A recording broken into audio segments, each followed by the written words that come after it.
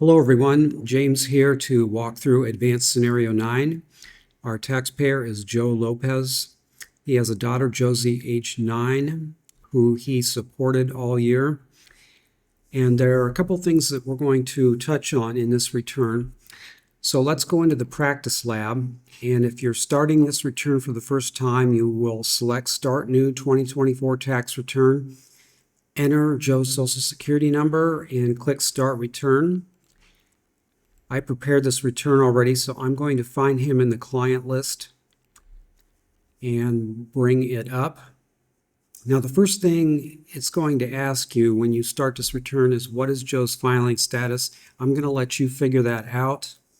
You can use the filing status decision tree in the 4012 on page B13. Then once you have the filing status determined, you can enter the rest of the basic information. So you'll enter Joe's personal information, his address, phone number, date of birth, in the personal information screen here. If you look at the intake form to see which boxes he checked off, the only one is this $3 presidential election campaign fund.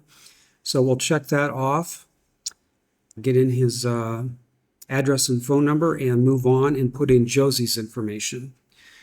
So Josie is the only dependent. We just have to put in her name, date of birth, social security number, mark that she's a U.S. citizen, that her relationship is daughter, and she was in the home for 12 months. That's all we need to do there. Now we can move ahead and take care of the income items. So there are two things that we need to do in the income section. We need to put in Joe's W-2, and we need to put in his interest income from his Form 1099 INT. So those are the two items you see at the top here. Let's go into the W-2 screen first. And as soon as you type in the employer ID number, it will autofill the employer's name and address. And then we can move on down. It will also automatically autofill Joe's home address over to the right side. And we can go down and examine the W-2. And like a lot of W-2s, the amount in box 1 is different than the amount in boxes 3 and 5. So after you type in the box 1 amount and hit the tab key, it will auto-fill boxes 3 through 6. So you'll need to go into boxes 3 and 5 and to correct those numbers. And then we can move down to box 12, which has a code D with $1,500 in the box, and the retirement plan box checked in number 13 here. So the last thing we need to do is put in the state wages and income tax withholding along with the state employer's ID number. We won't be getting into the state return today because that module is not turned on in TaxSlayer at the moment. So once we get the W-2 in, we can continue on and go to the interest income statement. So this one is also on page 112 there at the bottom. The payer's name is New Bank and Trust. Their payer ID number is as you see it there. We don't have to fill in the address, zip code, city, state. That's optional. The only thing we have to put in are whatever boxes are filled in there down at the bottom. We see $140 in box 1 and $28 in box 2. There is no federal income tax withholding on this form, and there's nothing else, so we can just continue on.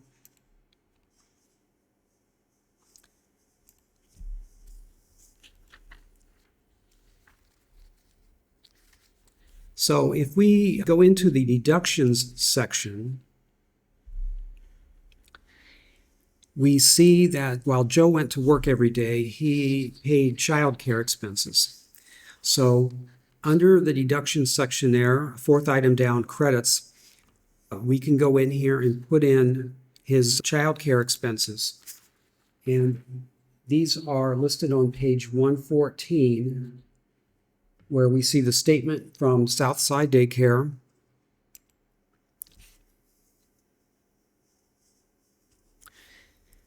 And in the credits section here, it is the second item down. We'll just go in here. And we will fill in the daycare provider's tax ID number, their name, address, city, state, and click continue. On the next screen, it's going to ask us to check off who the dependents are who received care from Southside Daycare. Josie's the only one, so we check her off and we put in the $7,200 that we see on the daycare form. So that is all we have to do there. Moving along, there are a couple questions related to the dependent care expenses. First one, did you receive any dependent care benefits from your employer that are not reported on your W-2? In this case, no. There's nothing in the interview notes about that. Second question, were you or your spouse unable to work due to being disabled or enrolled as a full-time student? No again. And the third one, did you pay any expenses for 2023 in 2024? That is a no, so we can continue on.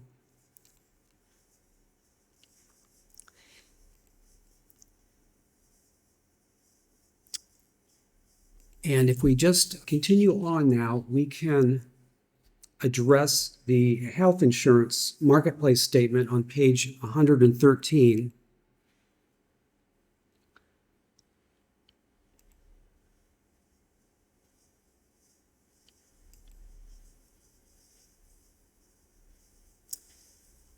So we come to the health insurance screen and it's asking, did you, your spouse, or dependent have insurance under the Affordable Care Act? Yes. So we have the Form 1095A from the marketplace.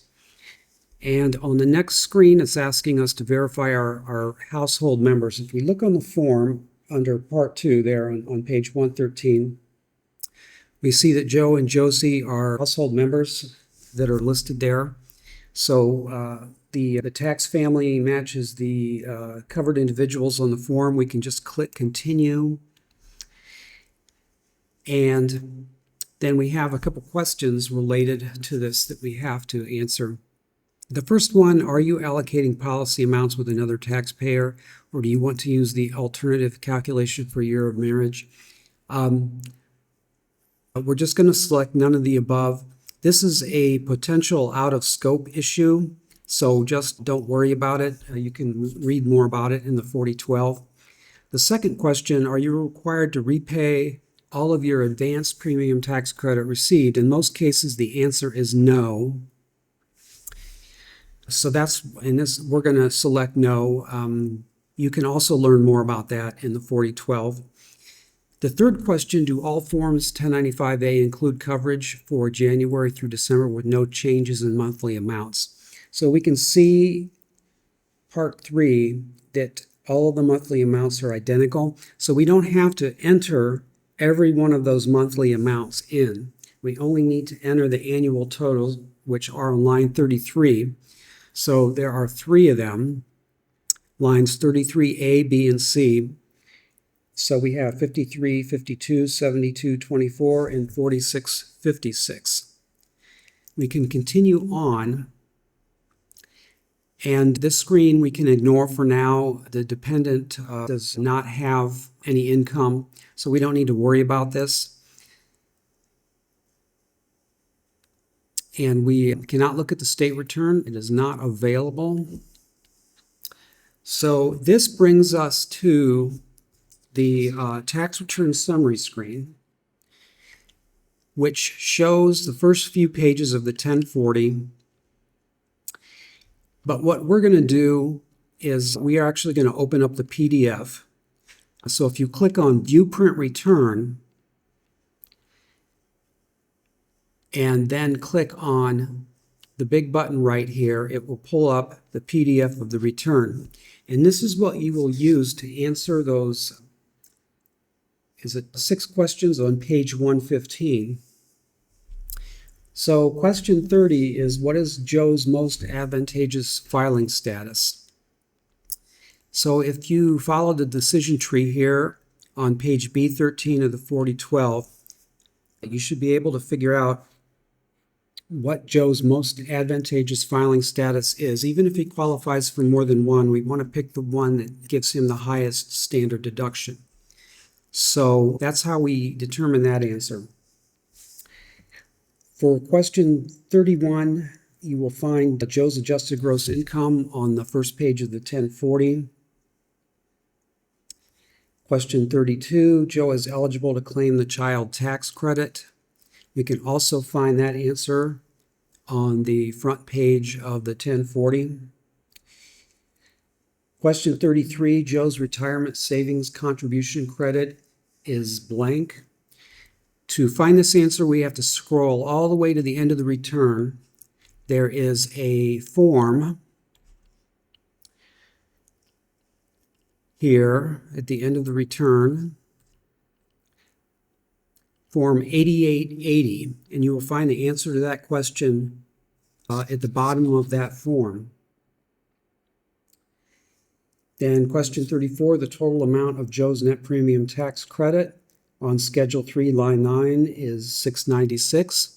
So Schedule 3 it's after the 1040. You will find the Schedule 1, Schedule 2, and Schedule 3 right after the 1040, so you can just look that up. And finally, question 35, Joe's child independent care credit on Form 2441 is blank. So you can scroll up to that form and find the answer to that question. So once you think you've got all the answers, head on over to vitaresources.net and click on Study Guides and go down, scroll down to the Advanced Exam Answer Check. And if you go in here, so we're dealing with questions 30 through 35, so you'll just scroll down and put in your answers to questions 30 through 35 and click the Submit button and then click View Score, and it'll tell you which questions you answered correctly and which ones you need to go back and review. And it will also provide some hints as to where to find the correct answer if you miss something. So that's really it for Advanced Scenario 9. If you have any issues, problems getting the correct answers, just reach out to us at the FEC, either myself or Ryan, or come to one of our study sessions in January, and we'll help you get through the exam. So so that's it. Thanks for watching, and I hope this little tutorial here was helpful for you.